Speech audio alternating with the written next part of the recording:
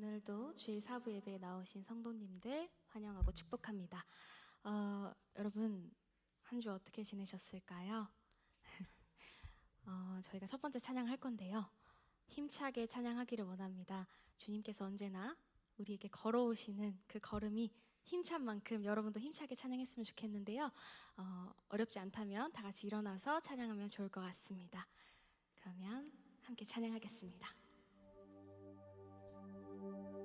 그가 우리를 향해 걸으신다. 자랑스런 백성들아 새 옷을 입고 기뻐하라. 그가 우리에게 평화를 주신다. 주의 사랑에 감격하여 모두 하나님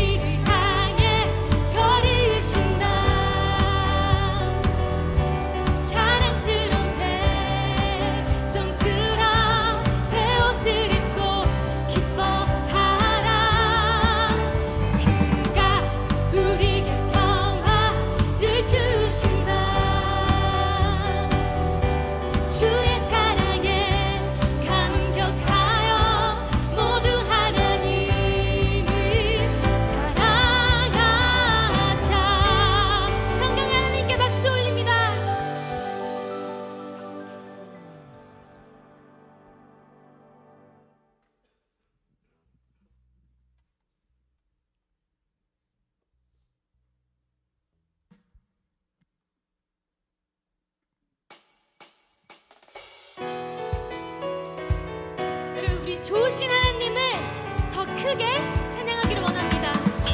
인자와 자비가 가득한 그 좋으신 하나님을 큰 소리로 찬양하겠습니다. 좋으신 하나님 인자와 자비 영원히 좋으신 하나님 인자와 자비 영원히 각 나라 족속과 백성 방언 세상 모든 세대 영원토록 주 경배해 할렐루야 할렐루야 주 경배해 주 하나님 한 번 더 주 경배해 주 경배해 할렐루야 할렐루야 주 경배해 주 하나님 주 하나님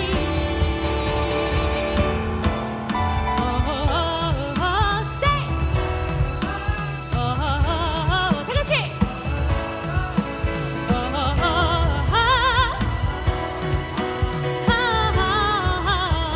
다시 한번 좋으신 하나님 인자와 자비 영원히 좋으신 하나님 인자와 자비 영원히 다시 한번 좋으신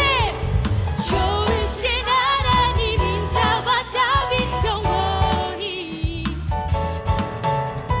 좋으신 하나님 인자와 자비 영원히 각 나라 족속과 백성 방언 세상 모든 세대 영원토록 주 경배해 할렐루야 할렐루야 주 경배해 주 하나님 주 경배해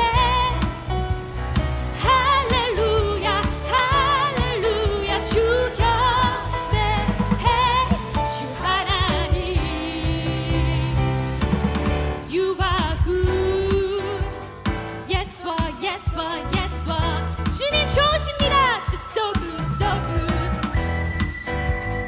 Yes Lord Yes Lord Yes Lord You are good You are good all the time all the time You are good You are good all the time all the time You are good 다시 한번 You are good all the time all the time You are good You are good all the time all the time 목소리 높여 찬양합니다 You are good all the time all the time You are good You are good all the time all the time 주 경배해 주 경배해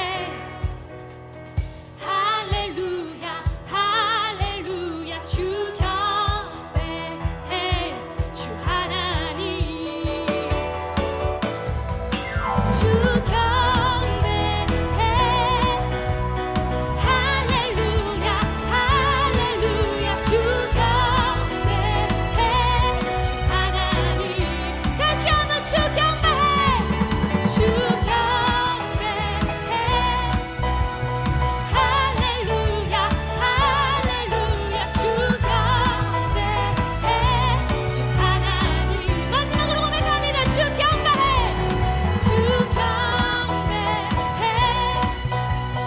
할렐루야 할렐루야 주 경배해 주 하나님 주 하나님 주 하나님 주 하나님 주 하나님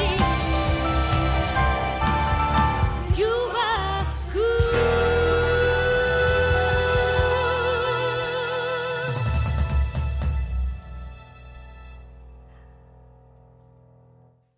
네, 여러분 저는 이렇게 더운데 여러분 더우실까요? 더우신가요? 네, 이렇게 하나님을 신나게 즐겁게 어느 눈치 보지 않고 찬양할 수 있는 곳이 저는 교회라고 생각해요. 교회에서만큼은 물론 다들 각자 진심으로 신나게 찬양하시겠지만 우리가 찬양할 때 더욱 진심으로 하나님과 나만의 시간으로 하나님께 그 찬양의 제사를 올려드렸으면 좋을 것 같습니다.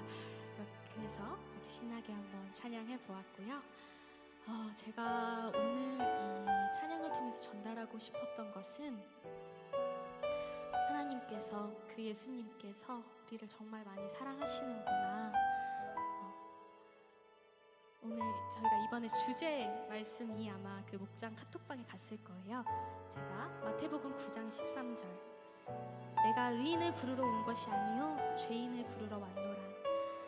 예수님께서는 의된 자를 부르러 오신 게 아니라 죄된 우리를 위해서 인간의 몸으로, 신이신 그 죄가 없으신 분이 인간의 몸으로 오셨습니다.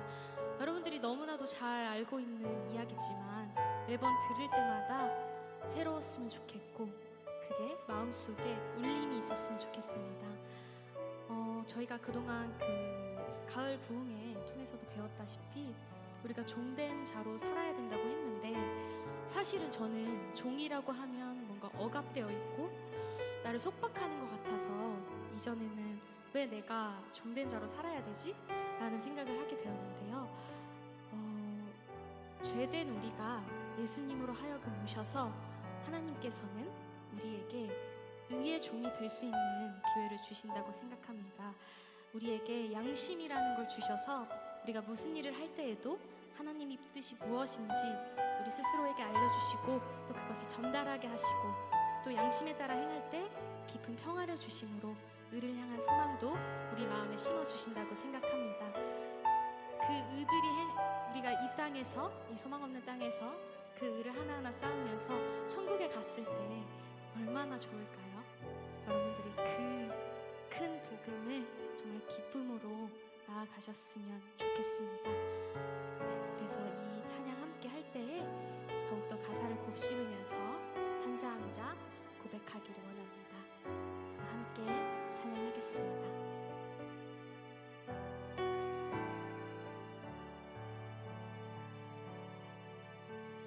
죄인 중에 괴수 유익한 나를 죽음에서 건져 구원하시네. 생명 없는 내게 생명 주셨네. 오래 참으시고 기다리시네. 죄인 구하러 이 땅에 오셨네. 병든 날 위해 친히 오시었네. 사랑, 그 사랑 때문에 예수 그리스도 세상에 오셨네. 우리 함께 고백할 때에 가사를 하나하나 우리 마음에 새겼으면 좋겠습니다. 함께 고백하겠습니다.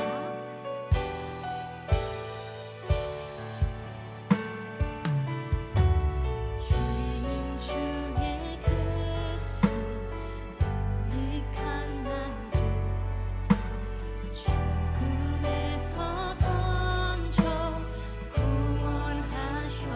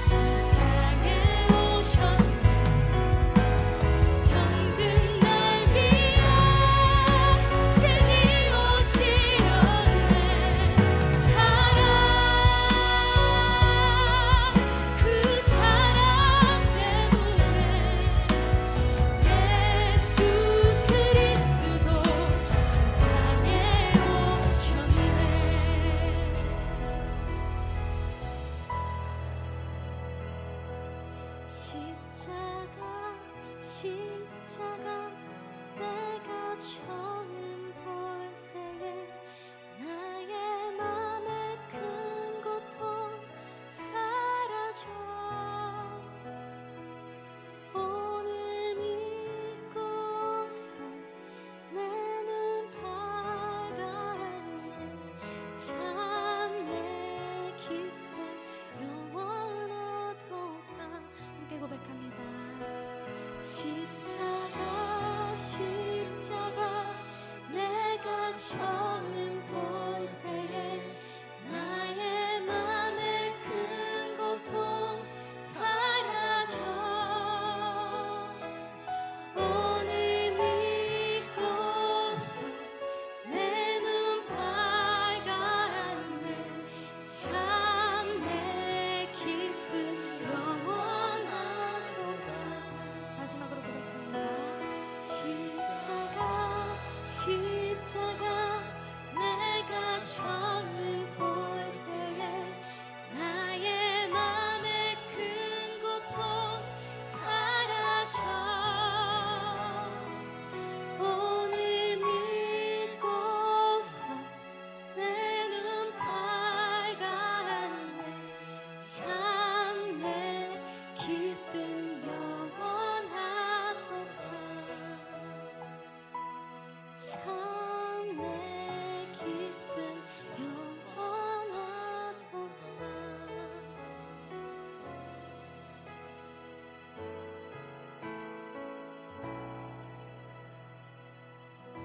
네, 우리 예배를 앞서서 함께 기도드릴 텐데요. 여러분들에게 진정으로 십자가가 참 기쁨이 되기를 바랍니다.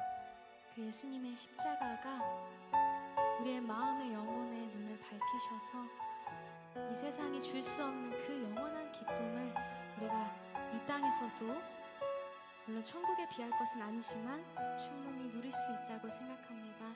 여러분 오늘 각자 설교를 들으시면서 예수님을 다시 한번 새기고 각자 하나님께서 주시는 그 말씀을 마음에 새길 수 있는 시간이 되기를 바랍니다. 함께 기도드리시겠습니다.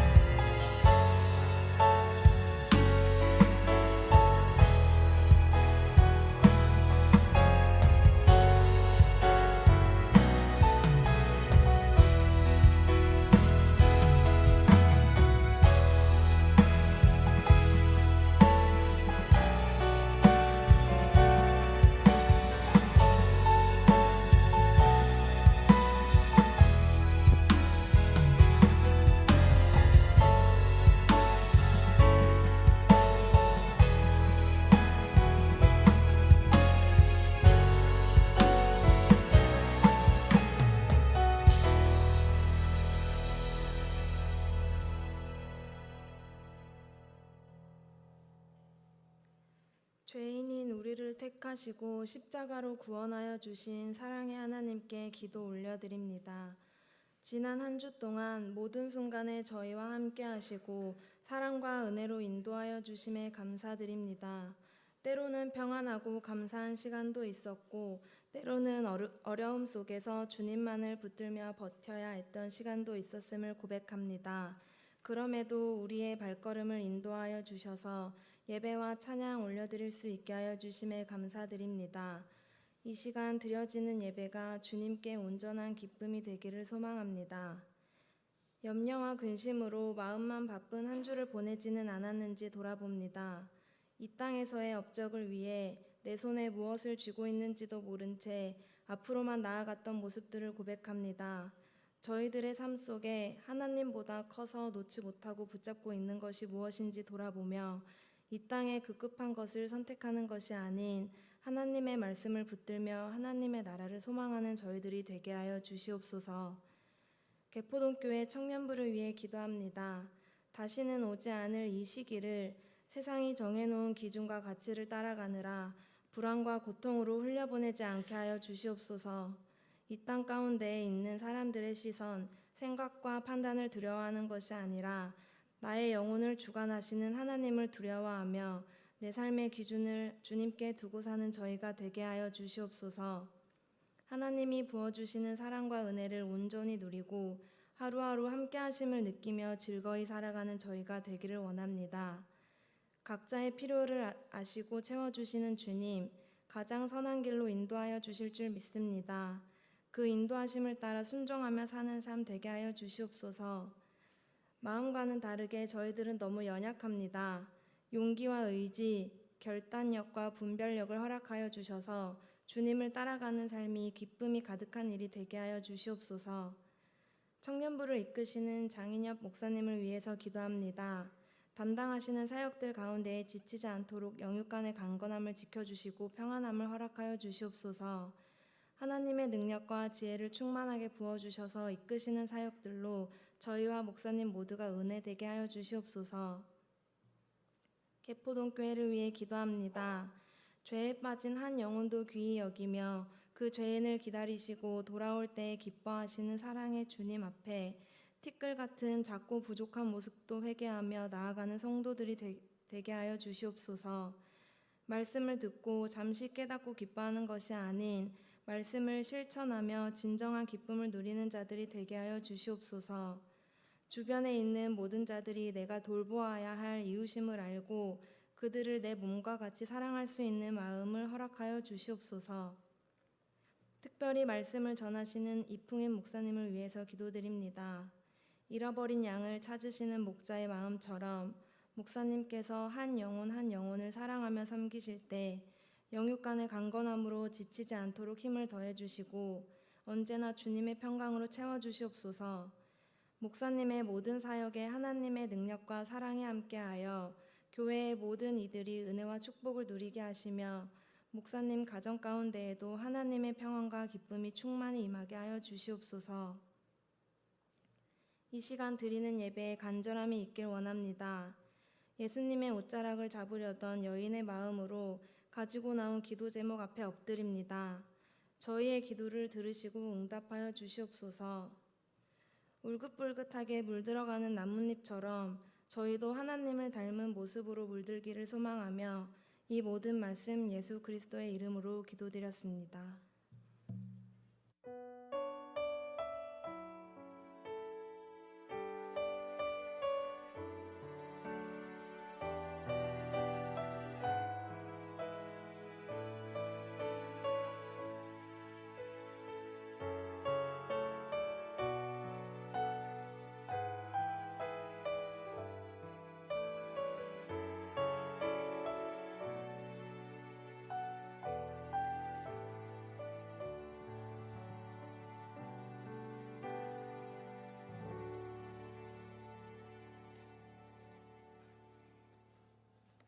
우리 지난주 경건생활 트래킹 암송할 말씀 누가복음 6장 31절 36절 말씀입니다. 특별히 31절 말씀은 황금률이라고 부르는 예수님의 가르침을 집약해 놓은 그런 구절이 되겠죠. 우리 다 함께 읽음으로 마음에 새기는 시간 가지겠습니다. 함께 읽습니다.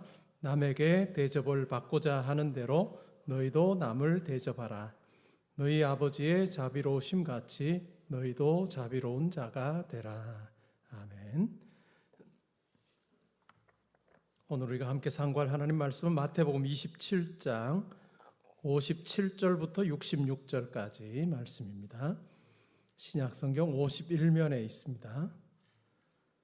저와 교독하고 66절은 우리 함께 봉독하겠습니다. 제가 먼저 봉독합니다. 저 물었을 때에 아리마대의 부자 요셉이라 하는 사람이 있으니 그도 예수의 제자라. 빌라도에게 가서 예수의 시체를 달라 하니 이에 빌라도가 내주라 명령하거늘 요셉이 시체를 가져다가 깨끗한 세마포로 싸서 바위 속에 판 자기 새 무덤에 넣어두고 큰 돌을 굴려 무덤 문에 놓고 가니 거기 막달라 마리아와 다른 마리아가 무덤을 향하여 앉았더라. 그 이튿날은 준비 다음 날이라 대제사장들과 바리새인들이 함께 빌라도에게 모여 이르되 주여 저 속이던 자가 살아있을 때에 말하되 내가 사흘 후에 다시 살아나리라 한 것을 우리가 기억하노니 그러므로 명령하여 그 무덤을 사흘까지 굳게 지키게 하소서. 그의 제자들이 와서 시체를 도둑질하여 가고 백성에게 말하되 그가 죽은 자 가운데서 살아났다 하면 후의 속임이 전보다 더 클까 하나이다 하니 빌라도가 이르되 너희에게 경비병이 있으니 가서 힘대로 굳게 지키라 하거늘 그들이 경비병과 함께 가서 돌을 임봉하고 무덤을 굳게 지키니라. 아멘. 우리 말씀 듣기 전에 한 주간의 삶을 돌아보며 기도하는 시간 가지겠습니다.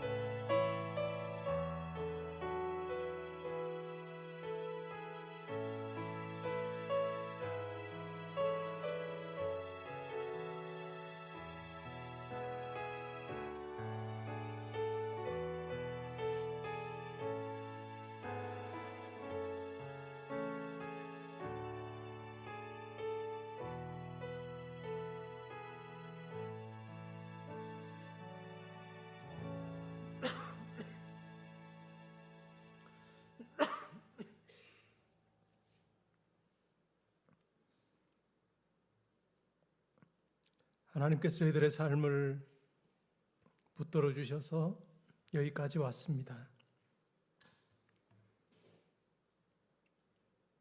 세밀하게 저희들을 인도하셔서 가장 선한 길로 이끄시고 하나님 닮아가고 예수 그리스도 닮아갈 수 있도록 저희들을 붙들어 주셔서 감사합니다. 이 땅에서 저희의 삶의 마지막 순간에는 지금보다 더욱더 주님을 닮는 모습이 되게 하여 주셔서 우리의 속사람이 더 강건하여지고 또 하나님의 넉넉함이 우리 가운데 분명히 드러나는 그러한 삶 살다가 하나님 앞에 서는 저희들 되게 하여 주옵소서. 예배의 자리에서 주님 앞에 예물 올려드립니다. 저희 마음의 고백도 감사함으로 담아 올려드립니다. 하나님, 저희의 삶 전체가 하나님께서 받으시기에 합당한 거룩한 산제사가 되기를 원합니다. 저희 삶을 통해서 하나님의 선하심이 또 하나님의 은혜로우심이 많은 사람들에게 보여지게 하시고 그들도 또 하나님을 믿는 자로 하나님의 부르심 가운데 있을 수 있도록 주님 함께하여 주시기를 원합니다. 하나님, 우리의 삶, 우리가 무엇을 계획하든지 무엇을 꿈꾸든지 때로는 막연한 미래 앞에서 두려움이 있을 때도 있습니다. 그러나 하나님께서 지금까지 우리를 붙들어 주신 것처럼 또 앞으로의 삶에도 함께하여 주실 줄을 믿으며 믿음으로 하나님을 의지하며 한 걸음 한 걸음 내딛는 저희들 되게 하여 주시고 그 믿음의 걸음이 하나님께서 함께 하심을 보여주는 귀한 간증거리가 되게 하여 주옵소서. 오늘 말씀을 들을 때 성령 하나님께서 함께 해 주셔서 우리 삶을 비추어 주시고 또한 우리가 어떻게 살아야 하는지 분명하게 말씀하여 주심으로 주신 말씀 붙들고 살아갈 때 이전보다 더 멋지게 하나님을 섬기는 저희 모두 되게 하여 주옵소서. 감사드리며 예수님의 이름으로 기도합니다. 아멘. 오늘 읽은 말씀에 근거해서 마태복음 강의 82번째 시간으로 아리마대 요셉의 헌신이라고 하는 제목으로 말씀드리겠습니다. 이제 다음 주면 이제 마태복음이 끝이 납니다. 그래서 뭘 할까 지금 생각 중에도 있습니다. 아니면 책거리를 해야 되나? 책거리는 확실히 할 것 같고 내가 까먹을 수도 있으니까 예배 끝나면 최영미 전사님한테 이야기해서 다음 주에는 책거리용 떡을 좀 하라고 그렇게 하세요. 83번째 하고 끝나는 건데 그냥 하기에는 너무 섭섭하죠. 오늘 우리가 읽었던 이 본문은 굳이 있어도 없어도 괜찮지 않을까 생각되는 그런 본문일 수도 있습니다. 왜냐하면 예수님의 죽으심, 그것이 가지는 의미가 분명하죠. 그리고 예수님의 부활, 이 두 사건이야말로 너무 엄청난 사건입니다. 그 의미 또한 아주 깊고 넓죠. 근데 그 사이에 예수님께서 장사 지낸 바 되셨다라고 하는 이 말이 필요할까? 라고 하는 생각도 드는데 오늘 본문에 보면 10절에 걸쳐서 그렇게 예수님의 장사 되심에 대한 이야기를 하고 또 그것에 대한 종교 지도자들의 반응에 대해서 적고 있습니다. 우리가 곰곰이 따져보면 성경 안에 예수님의 장사에 대한 이야기가 몇 구절 나옵니다. 고린도전서 15장은 부활장이에요. 이 부활장에도 보면 부활에 대한 이야기만 하는 것도 아니고 죽음에 대한 이야기만 하는 것도 아니고 이 3절부터 5절에 보면 이런 내용이 나옵니다. 내가 받은 것을 먼저 너희에게 전하였노니 이는 성경대로 그리스도께서 우리 죄를 위하여 죽으시고 장사 지낸 바 되셨다가 성경대로 사흘 만에 다시 살아나셨다 이렇게 이야기합니다. 장사 지낸 바 되셨다가 라고 명시적으로 이야기를 합니다. 그리고 우리가 1, 2, 3부 예배 때는 사도신경을 고백을 합니다. 오른손을 가슴에 얹고 우리는 이제 고백해요. 왜냐하면 이것이 기도가 아니기 때문에. 한국에서는 이게 기도처럼 해서 눈을 감고 사도신경을 외는데 실제 취지를 따지면 눈을 감고 외울 게 아니에요. 눈을 뜨고 내가 이렇게 고백하면 이렇게 살겠습니다 라고 그렇게 해야 되는 것이 원래 취지에 맞습니다. 그래서 우리는 눈을 뜨고 한 구절 한 구절 그냥 또박또박 우리는 읽어가면서 하는데 그 내용을 보면 본디오 빌라도에게 고난을 받으사 십자가에 못 박혀 죽으시고 장사한 지 사흘 만에 죽은 자 가운데서 다시 살아나시며 라고 되어 있습니다. 사도신경에도 보면 장사한 지 사흘 만에 라고 하는 말이 나옵니다. 그리고 이 예수님의 이 장래와 관계된 이야기는 4개의 복음서 전부에 나옵니다. 그만큼 중요하게 다루고 있다라고 하는 거죠.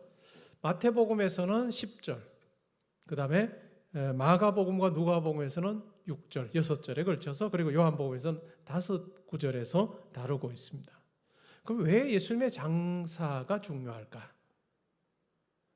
예수님께서 죽으시고 무덤에 눕혀지셨다. 시체가 예수님의 시체가 무덤에 누이셨다라고 하는 이것을 통해서 아주 분명히 실제로 죽으셨다라고 하는 것을 우리에게 알려줍니다. 그냥 이 세상에 태어난 모든 사람들이 다 겪는 그 죽음의 과정을 예수님께서도 분명히 겪으셨다라고 하는 이야기를 해주죠. 그리고 구약의 말씀의 성취로서도 우리가 이해해 볼 수 있습니다. 이사야서 53장 9절에 보면 이런 말씀이 나옵니다. 그는 강포를 행하지 아니하였고 그의 입에 거짓이 없었으나 그의 무덤이 악인들과 함께 있었으며 그가 죽은 후에 부자와 함께 있었도다 라고 하는 내용이 나옵니다. 이러한 이 구절에 대한 성취로서 아주 부자 아리마대 사람 요셉이 마련해 놓은 그 무덤에 예수님께서 누이셨다라고 하는 그 성취로서도 우리가 이해를 해볼 수 있습니다. 그리고 우리가 읽었던 본문을 또 한번 정리를 해보면 이렇게 예수님께서 무덤에 이렇게 누이시고 나서 종교 지도자들이 그 다음날 총독 빌라도에게 갑니다. 그리고 이런 이야기를 합니다.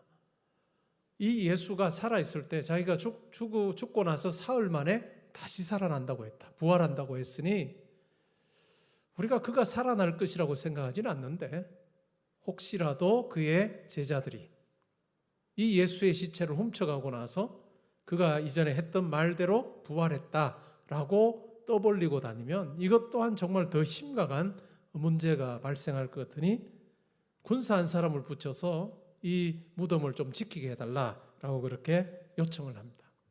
그러자 빌라도 총독이 뭐라고 이야기합니까? 너희에게도 경비병이 있지 않느냐. 여기서 말하는 경비병은 성전 수비대예요. 성전을 지키는 경비병입니다. 그 사람 중에 하나 선택해서 무덤을 지켜라 라고 그렇게 이야기를 하고, 그 말에 따라서 군인 하나를 두고 무덤의 돌문을 임봉하고 아주 굳게 그렇게 막고는 지킨다 라고, 지키는 그 내용이 오늘 본문의 마지막입니다. 그걸로 예수님의 삶이 끝난 것 같아요. 근데 이제 다음 주에 우리가 살피게 되면 예수 그리스도의 부활 사건이 이어집니다. 근데 오늘 예수님의 죽음과 부활 사이에 아주 두드러진 한 인물이 등장합니다. 그 사람이 바로 우리 제목에 있는 아리마대 요셉입니다. 아리마대 사람 요셉이죠. 신약 성경의 다른 어디에도 나오지 않는 인물입니다. 우리가 복음서 마태복음을 쭉 공부해오는 81번째 우리가 공부하기까지 아리마대 사람 요셉에 대한 언급은 한 번도 없었고, 또 다음 주에도 아리마대 요셉에 대한 언급은 없습니다. 딱 한 번 나오는데 바로 예수님의 장례와 관련해서 한 번 등장합니다. 예수님께서 돌아가신 날이 유월절 절기 중에서 안식일이 시작되기 전 준비일입니다. 예수님께서는 오후 3시에 십자가에서 죽으셨죠. 안식일이 시작돼 유월절이 시작되기 전날 오후 3시에 대체로 유월절 양을 잡습니다. 유월절 양을 잡았던 그 시기에 실제로 예수님께서 십자가에서 죽으셨습니다. 이제 3시간 정도 더 지나면 유월절이 시작이 됩니다. 그리고 안식일입니다. 그러면 어떻게 될까요? 아무 일도 할 수가 없습니다. 안식일에는 노동 자체가 금지가 되었기 때문에 장례를 치르는 것도 불가능했습니다. 오늘 우리가 읽은 본문에 보니까 저물었을 때에 라고 하는 말로 시작합니다. 저물었을 때에 아리마대의 부자 요셉이라는 사람이 왔다라고 이야기를 합니다. 여기서 말하는 저물었을 때라고 하는 이 말은 그냥 우리가 보통 표현하듯이 이제 해가 져서 날이 저무는 그런 의미보다도 하루의 끝을 이야기합니다. 하루의 끝을 이야기해요. 그죠? 끝을 이야기하는데, 유대인들의 하루의 시작은 몇 시부터 시작한다고 말씀드렸죠? 저녁 6시부터 시작해요. 저녁 6시부터 시작해서 그 다음날 저녁 6시까지가 하루입니다. 근데 이 저물 때에, 저물었을 때라고 하는 이 말은 이 하루가 끝나가는 시점이라고 하는 의미로 이해를 하는 것이 좋습니다. 그러니까 언제쯤 될까요? 오후 4시쯤이었을까요? 아마 그때쯤으로 우리가 예측해 볼 수 있습니다. 근데 한 사람이 등장하는데 그가 바로 아리마대 요셉입니다. 빌라도에게 가서 예수의 시체를 내게 달라라고 그렇게 이야기를 합니다. 마태복음에는 나오지 않지만 마가복음에는 아주 당돌하게 요구했다라고 이야기를 하고 있습니다. 왜 그 표현을 쓸까요? 예수가 죽었습니다. 로마의 극형에 해당하는 십자가형에 의해서 그가 죽었습니다. 이런 죽음, 그리고 죽은 자와 내가 어떤 관계에 있다는 것 자체가 그것을 주장하는 사람에게는 굉장히 불리해질 수밖에 없는 그런 형편인 거죠. 근데 아리마대 사람 요셉이 총독에게 가서 예수의 시체를 내게 내달라, 내게 넘겨달라라고 그렇게 요청을 합니다. 어느 누구도 하려고 하지 않는 그때에 이 아리마대 사람 요셉이 나서서 그 같은 요청을 하고 있습니다. 빌라도는 예수가 벌써 죽었을까 의아해하면서 놀라면서 백부장에게 물어봅니다. 백부장이 예수가 죽었다고 이야기를 하자 시체를 넘겨주죠. 새로운 세마포에 싸서 예수님을 바위 속에 판 무덤에 예수님을 두었습니다. 그리고 돌을 굴려서 이 무덤을 막았고요. 이러한 광경을 지켜보고 있는 2명의 마리아에 대한 이야기를 하고 있습니다. 이 아리마대 요셉은 마태, 마가, 누가, 요한에 다 나오는데 그 나오는 정보를 종합을 해보면 이 사람은 그 당시 사회에서 상류층 1%에 해당하는 사람입니다. 1%의 상류층에 해당하는 사람입니다. 정치적으로 보자면 그는 존경받는 공회원이었습니다. 존경받는 공회원인데 이 공회라고 하는 이것이 지역의 공회가 아니고 유대 사회 전체를 총괄하는 사내들인 공회였습니다. 71명으로 구성이 되어 있는 대제사장을 비롯하여 정치 권력을 가지고 있는 많은 사두개인들이 포함이 되어 있는 그런 유대 사회의 최고 의결 기관의 한 사람입니다. 막강한 권력을 가지고 있는 사람입니다. 그런데 그 중에서도 그는 존경받는 공회원이었습니다. 아주 권력을 많이 휘두를 수 있는 사람이었습니다. 그리고 경제적으로 보면 어떨까요? 부자였습니다. 그리고 열심도 있었습니다. 종교적인 열심도 있어서 그는 선하고 의로운 사람이었습니다.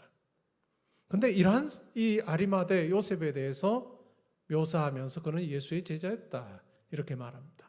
예수의 제자였다. 우리가 복음서에서 만나는 예수님의 제자들을 보면 어떤 생각이 떠오르나요? 물고기를 잡다가 예수님께서 너 나 따라오너라 라고 하면 고기 잡던 거 다 버려두고 그물도 버려두고 배도 버려두고 심지어는 아버지도 버려두고 그냥 그곳을 떠납니다. 그리고 예수를 쫓아요. 세관에서 세금을 징수하는 그 일을 하다가 예수님께서 오셔서 너 나를 따르라 라고 하면 그 일도 다 그냥 그만두고 예수님을 따랐습니다.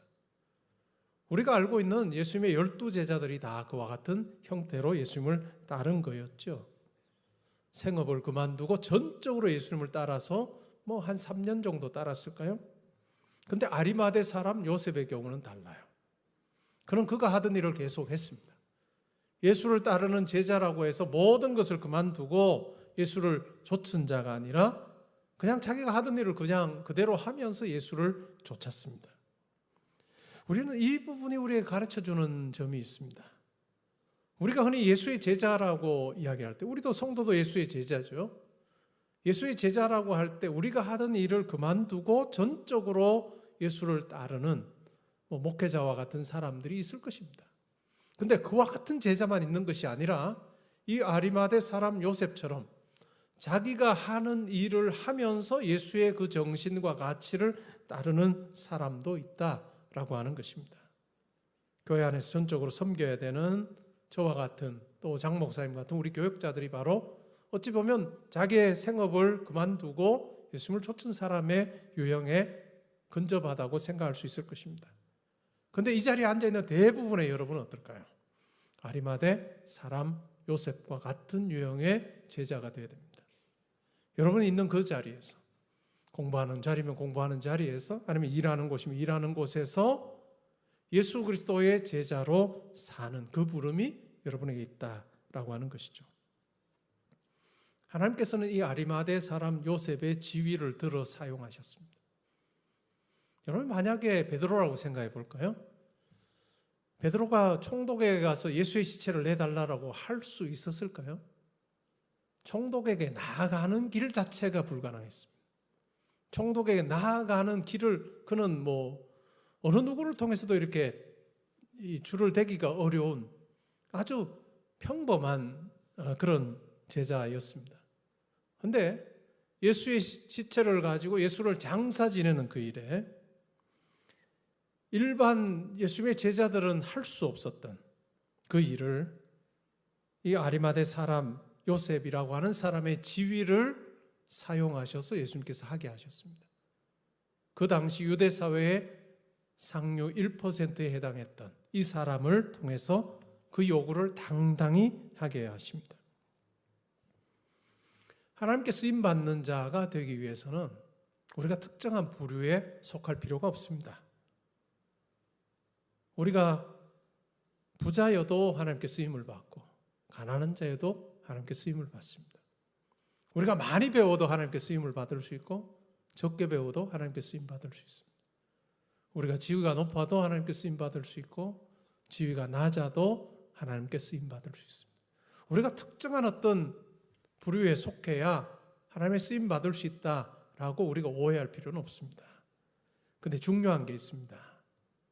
우리가 어떻게 하면 쓰임 받을 수 있을까요? 성경에 보면 한 부잣집에 그릇이 많이 있었다고 이야기해요. 여러분 집에도 그릇이 많죠. 컵도 많고. 이 성경에 나오는 그릇의 종류로는 금그릇, 은그릇, 그리고 질그릇, 나무그릇 이렇게 많았다고 이야기해요. 금그릇 있으면 그 집에 한번 초대해 주세요. 금그릇에 한번 먹어보게. 그러니까 어떤 음식을 내느냐에 따라서 그릇을 사용하는 게 달라요. 그죠? 근데 이 그릇이 쓰임받기 위해서는 공통점이 하나 있습니다. 그게 뭘까요? 깨끗해야 돼요. 깨끗해야 됩니다.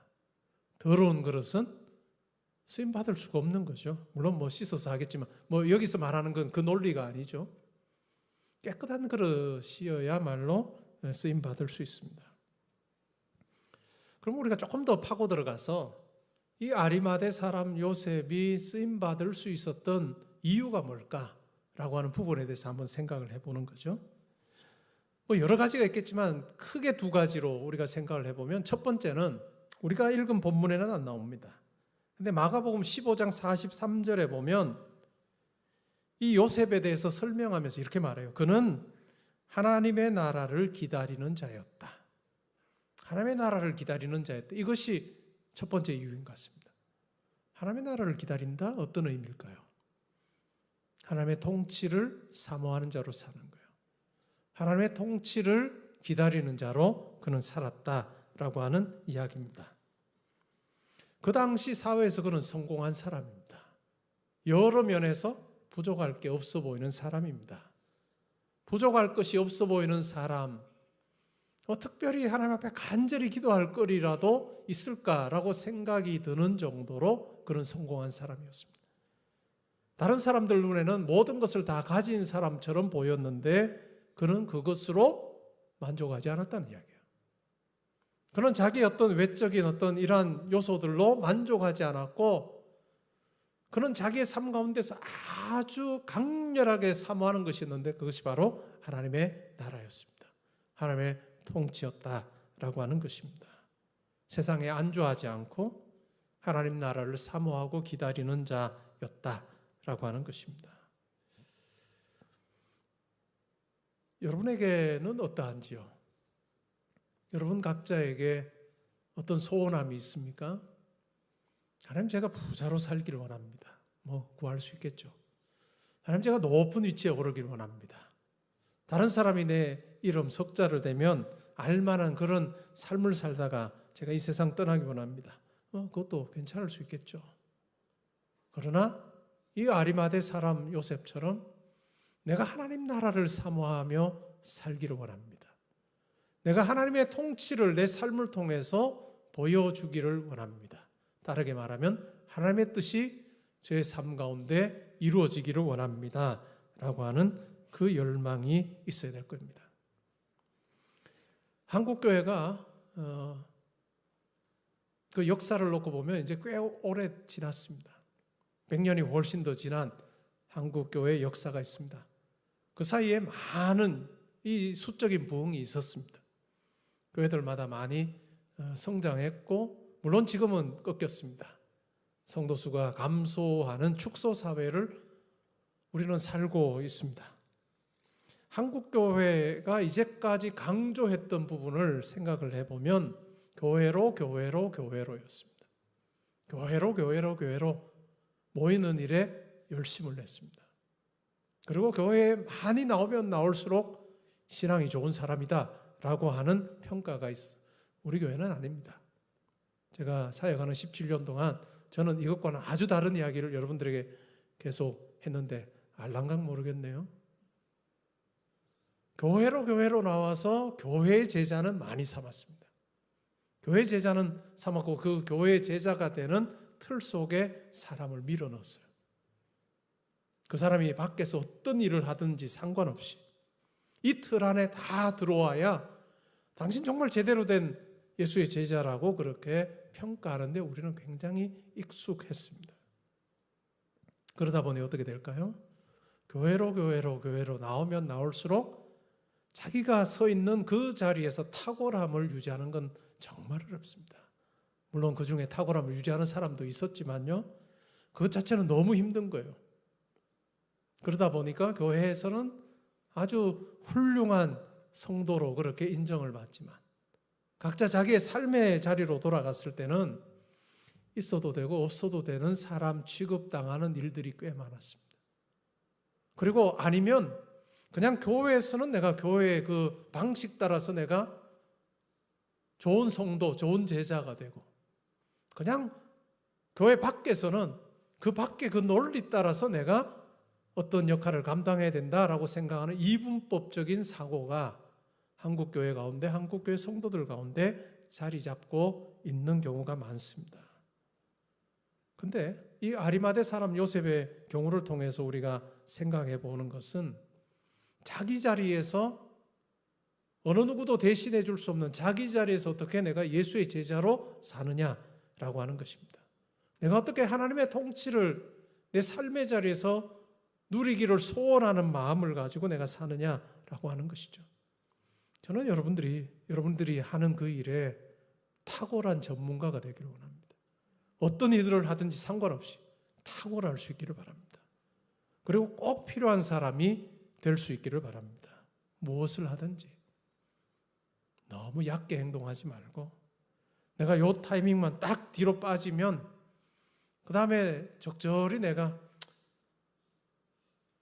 약간의 어떤 도움 보태면 내가 함께 할 수 있는, 다른 사람에게 총대 매게 하고 내가 뒤에서 살짝 얻는 무임승차하는 그런 삶이 아니라 아주 우직하고 선이 굵게 여러분들이 살기를 저는 기도하고 있습니다. 그런 상황이 벌어지면 제가 기도를 빡시게 하고 있다는 걸로 이해하시면 될 겁니다. 하나님,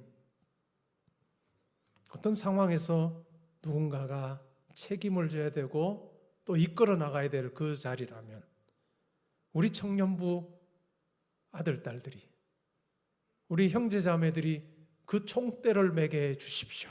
주여 믿습니다. 이게 제 기도 제목입니다. 때로는 떠밀려서 그 총대를 매게 되거든 제가 기도 세게 하는 줄 아십시오. 왜요? 이게 우리 성도의 삶이에요. 우리 성도의 삶입니다. 다른 사람이 다 빠지려고 할 때 내가 책임지는 거예요. 다 스물스물 뒤로 물렀을 때 내가 감당하는 거예요. 우리에게 주어진 시간이 있습니다. 우리가 흔히 하는 말로 헬라어로는 크로노스적 시간이라고 불러요. 크로노스 시간은 물리적 시간입니다. 하루 24시간, 1시간은 60분. 그리고 이 크로노스 시간을 지내온 만큼 지금 여러분 나이입니다. 이게 크로노스 시간이에요. 그리고 이 크로노스 시간밖에 없는 사람들의 경우에는 크로노스적인 그런 어떤 소망을 가지고 삽니다. 뭘까요? 내가 오래 살기 원합니다. 건강하게 살기 원합니다. 떵떵거리며 살기 원합니다. 이게 크로노스적인 시간만 있는 사람의 바람입니다. 근데 신약 성경에 또 다른 단어가 나와요. 그 단어가 바로 카이로스입니다. 카이로스. 카이로스라고 하는 이 말은 사건 중심의 시간입니다. 때와 관련된 시간입니다.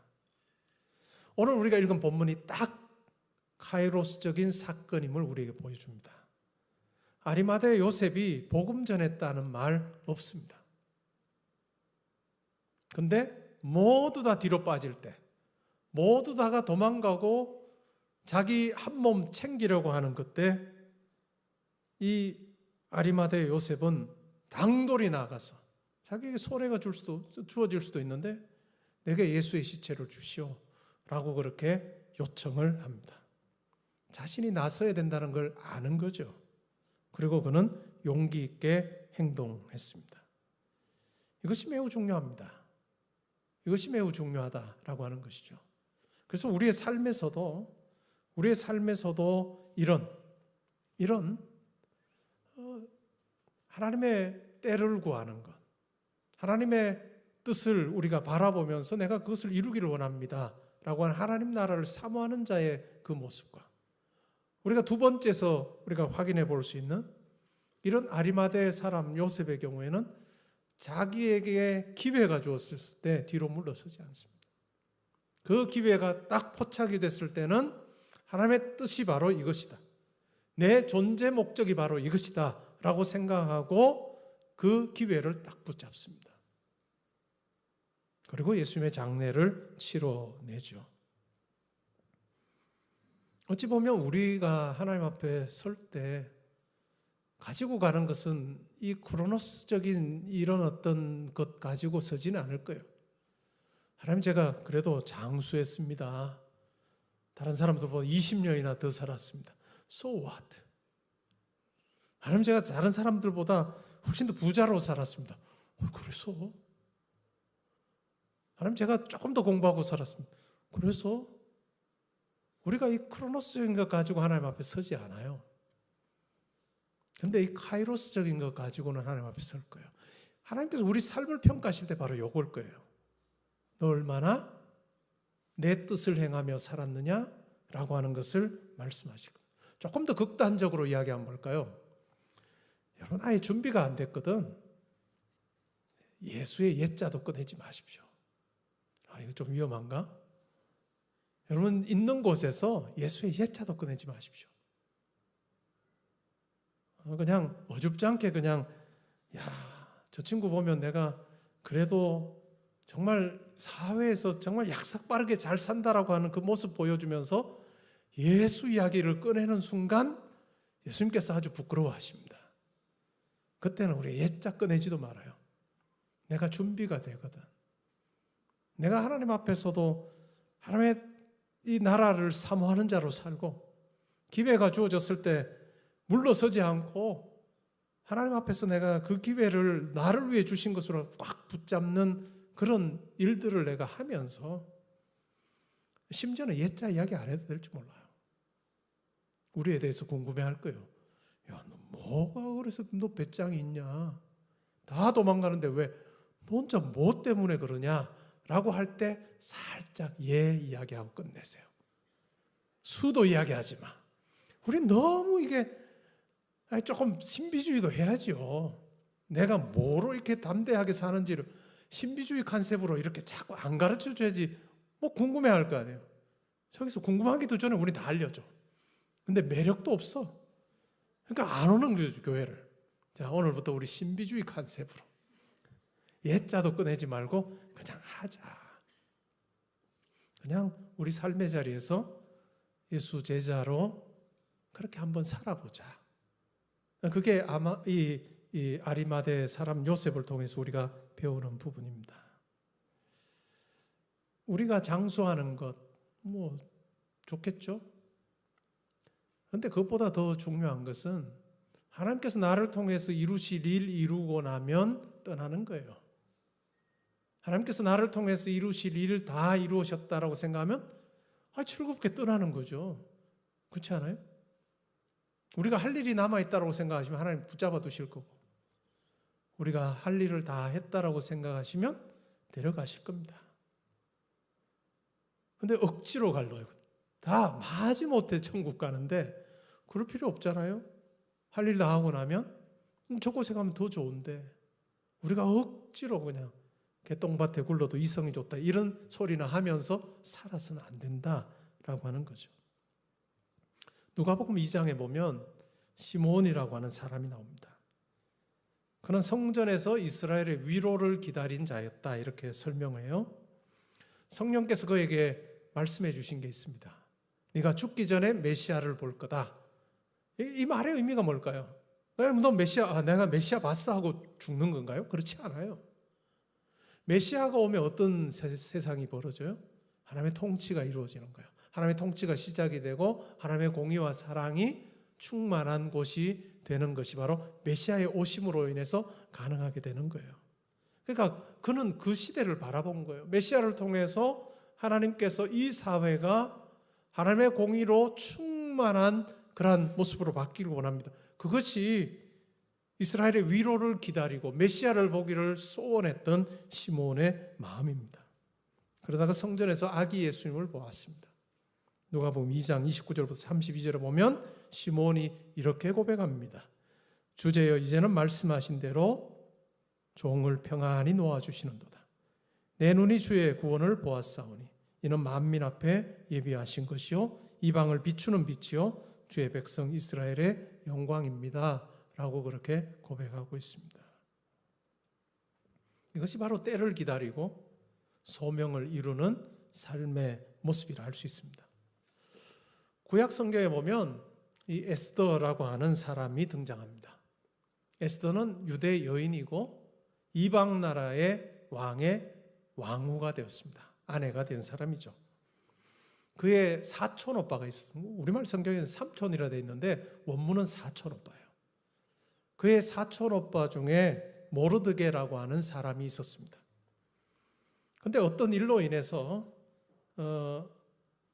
한 군대 장군이 유대인들을 굉장히 싫어했어요. 실제로 모르드게를 너무 싫어했고 그 일로 인해서 이제는 완전히 유대인들을 다 그냥 죽이려고 하는 계획을 세우고 이제 실행 단계에 있었습니다. 그런 상황에서 이 사촌 오빠가 왕후인 에스더에게 이렇게 말합니다. 내가 왕후의 자리를 얻은 것이 이때를 위함이 아닌지 누가 알겠느냐? 네가 왕에게 이야기해서 이 일이 이루어지지 못하게 하라 라고 그렇게 이야기합니다. 그런데 이거 보통 일이 아니에요. 왕이 이 에스더를 부르지 않습니다. 안 부른 지가 한참이 됐어요. 근데 그 당시에 왕이 부르지도 않았는데 누군가가 왕 앞에 나가면 왕이 아주 불쾌하게 생각하면 죽는 거예요. 아내여도 상관없습니다. 그게 그 당시에 그 나라의 법이었습니다. 그걸 너무너무 잘 알죠. 그런 상황에서 모르드게가 사촌 여동생에게 말합니다. 네가 왕후의 자리에 오른 것 이때를 위함인지 아닌지 우리가 어떻게 알겠냐? 너 기도해보고 하나님의 뜻에 순종해라 라고 그렇게 이야기를 합니다. 그래서 결국 이 에스더는 그 말을 듣고 금식하고 기도합니다. 그리고 결단을 합니다. 내가 죽으면 죽으리라 라고 결단하고 왕 앞에 나갑니다. 뒤로 물러설 수 있었죠. 그런데 그렇게 하지 않았습니다. 자기를 그 자리에 세워주신 하나님의 뜻이 뭘까를 고민하고 결국 부딪힙니다. 결국 왕이 좋게 생각해서 결국은 해피엔딩으로 끝이 납니다. 때라고 하는 것, 이 카이로스라고 하는 것, 이것을 우리는 기억할 필요가 있습니다. 우리의 인생에 이 때를 이루는 것 참 중요한데 그러면 우리가 그런 삶을 살기 위해 어떻게 해야 될 거냐? 지금이 중요합니다. 지금이 중요해요. 그냥 막연히 미래의 어떤 내가 그 상황이 되면 내가 그렇게 하리라. 그건 불가능해요. 지금이 중요해요. 지금 내가 나 자신을 볼 때 그런 거 이룰 수 있는 게 하나도 없을 것 같은데 그런 사람이 있을 거예요.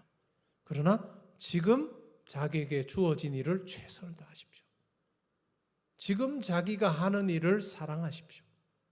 그리고 그 최선을 다하는 삶에다가 계획을 세우십시오.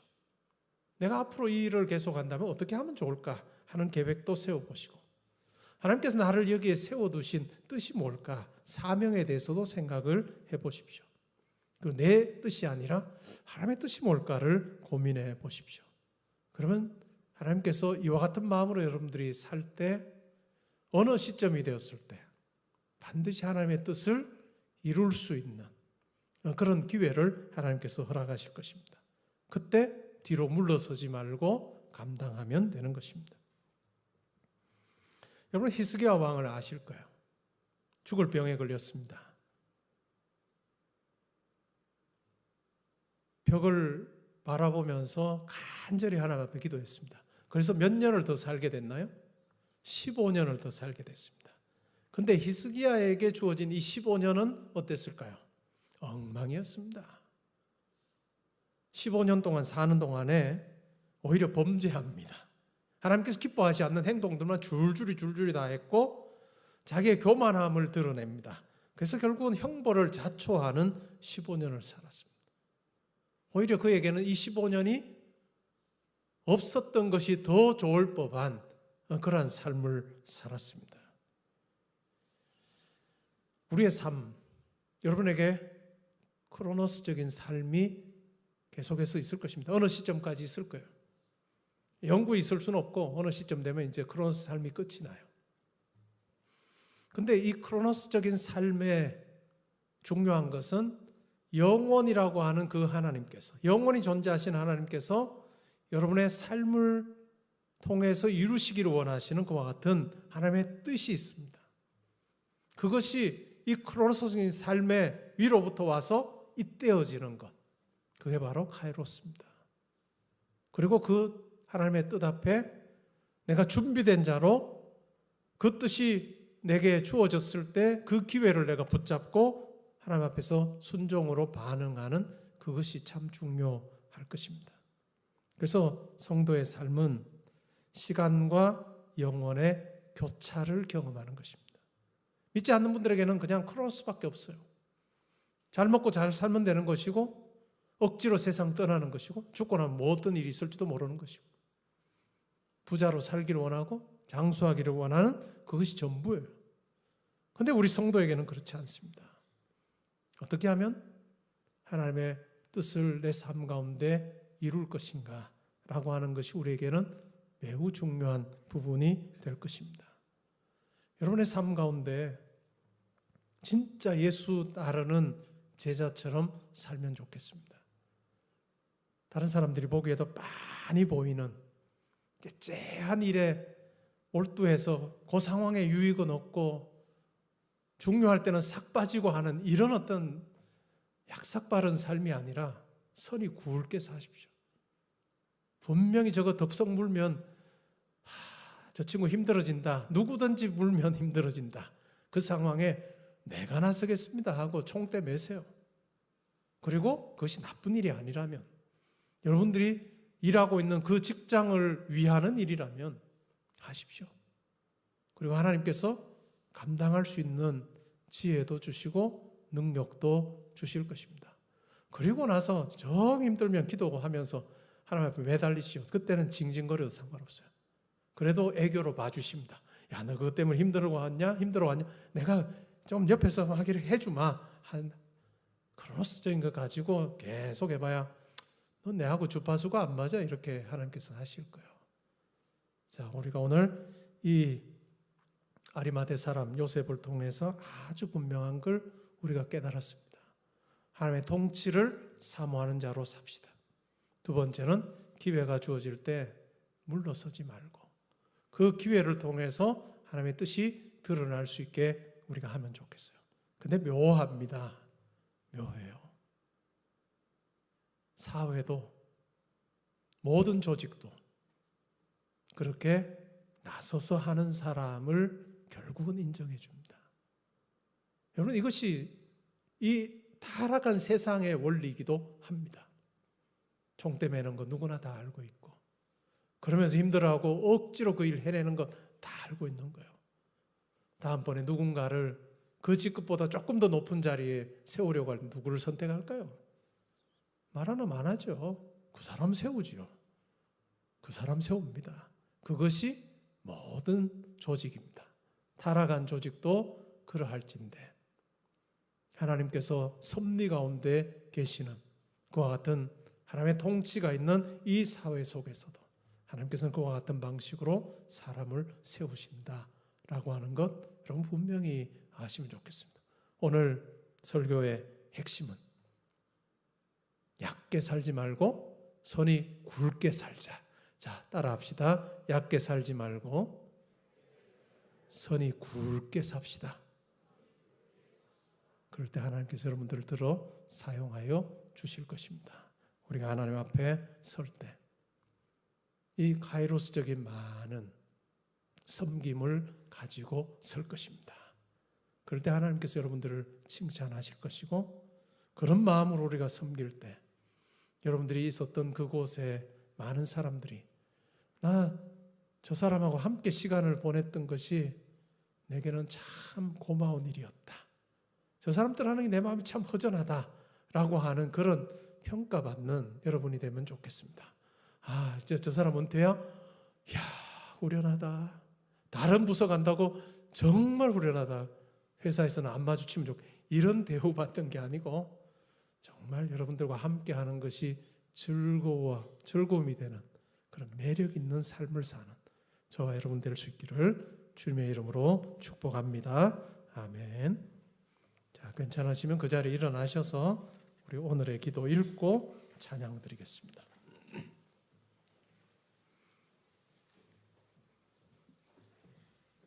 같이 읽겠습니다. 시작. 주님의 제자라고 늘 외치면서도 주님을 위해 무엇을 희생하지 않았던 저를 용서하소서. 헌신과 순종 없이 말씀을 아는 데서 그치면 제 뜻을 이루기 위한 도구로 말씀을 오용하게 됨을 깨닫습니다. 말씀하신 그대로 신실하고 담대하게 행하는 믿음을 부어 주소서. 아멘. 제가 3번 이 찬송을 오늘 불렀는데 1부 때는 너무 빨리 불러서 망쳤습니다. 제가 현장에 있었습니다. 바로 앞에. 그래요? 자, 2부, 3부 때는 조금 느리게 불려보니까 훨씬 더 좋았던 것 같아요. 그래서 너무 느리게는 아니어도 너무 빠르게는 하지 말자 하는 거죠. 자, 우리 같이 찬양하겠습니다. 마음을 담아서 찬양합시다.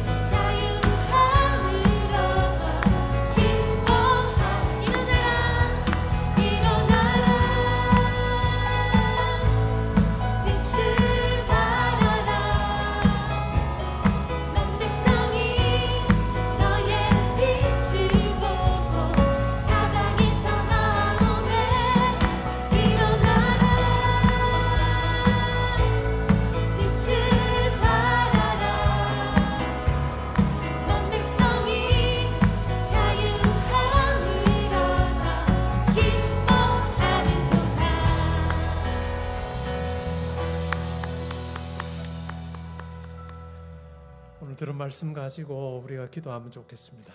크로노스적인 간구보다 이 시간 카이로스적인 간구하면 좋겠습니다. 하나님, 제가 있는 곳에서 하나님의 뜻이 이루어지기를 원합니다.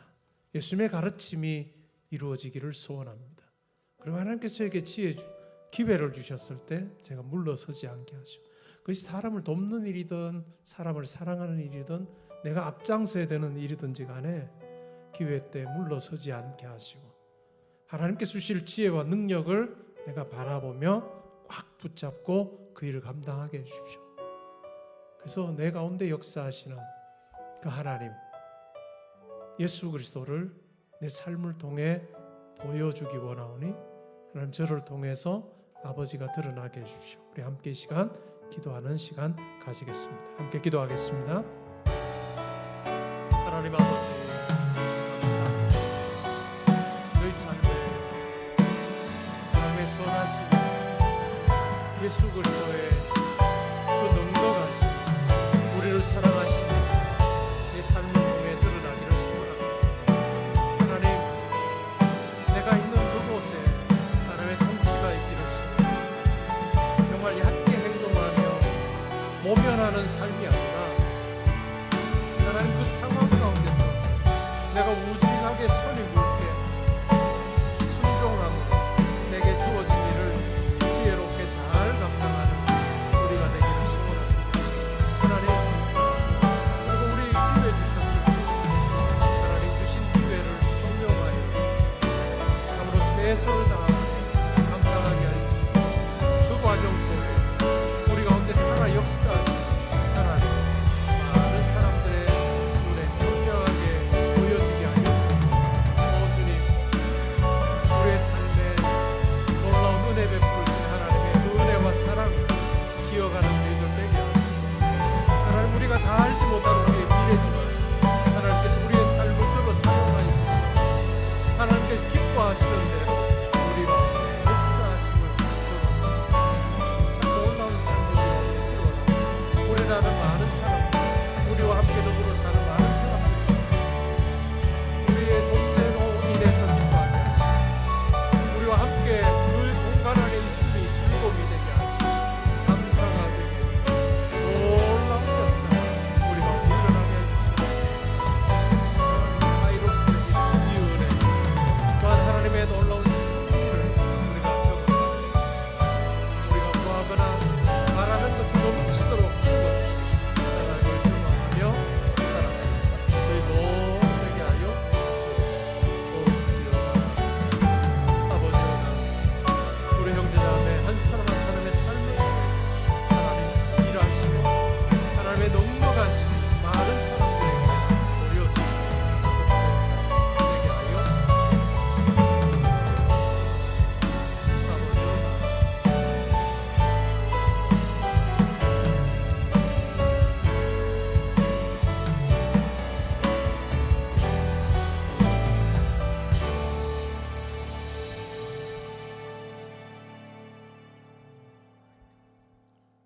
이제는 우리 주 예수 그리스도의 은혜와 하나님의 사랑과 성령의 교통하심이 크로노스적인 갈망 가지고 살지 아니하고 내 삶에 하나님의 뜻이 이루어지기를 원하고 하나님께서 기회 주셨을 때 순종함으로 그 기회를 붙잡고 잘 감당할 때 하나님께서 감당할 지혜와 능력 허락하여 주시어서 내가 있는 그곳에 넉넉하신 하나님, 좋으신 하나님을 선포하며 살기 원합니다. 내 삶이 아버지를 드러내는 귀한 증거가 되게 하여 주옵소서. 기도하고 다짐하는 주의 사랑하는 형제자매들 성도님들과 가정과 학업과 일터와 교회와 이 나라와 민족과 이번 한 주간의 모든 계획과 만남 위에 지금부터 항상 함께 있어지이다. 아멘.